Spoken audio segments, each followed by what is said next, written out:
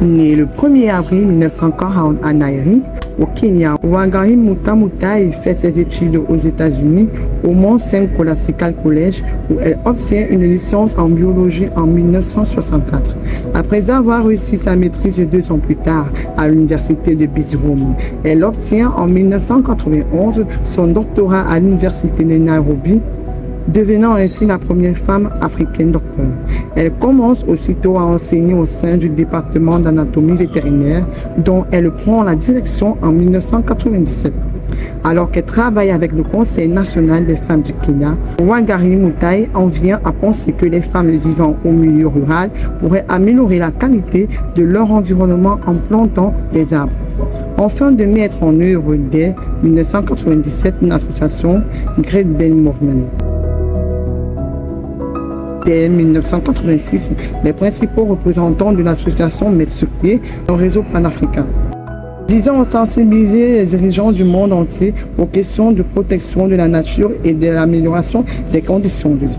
Cette initiative est bientôt imitée dans d'autres pays d'Afrique, notamment en Tanzanie, en Éthiopie et au Zimbabwe. Outre la protection de la nature, Wangari Maathai se bat pour les droits de l'homme, la prévention du sida et la situation des femmes et défend souvent ces questions lors des séances de l'Assemblée générale des Nations unies. L'élue députée de l'Assemblée nationale du Kenya en 2002, elle est nommée l'année suivante ministre adjoint à l'environnement, aux ressources naturelles et à la faune sauvage. En 2004, le comité choisit de saluer son approche holistique du développement durable qui embrasse la démocratie, les droits de l'homme en général et les droits des femmes en particulier, en lui décernant le prix Nobel de la paix. Dès son premier ouvrage, The Great Bell Movement, Wangari Maathai développe l'histoire de son association. Elle publie ensuite une autobiographie, Oberum, celle qui plante des arbres, en 2007. Des chancels for Africa en 2009 critiquent l'inefficacité des différents Africains et encouragent la population à essayer à résoudre ces problèmes sans attendre l'aide de l'Occident.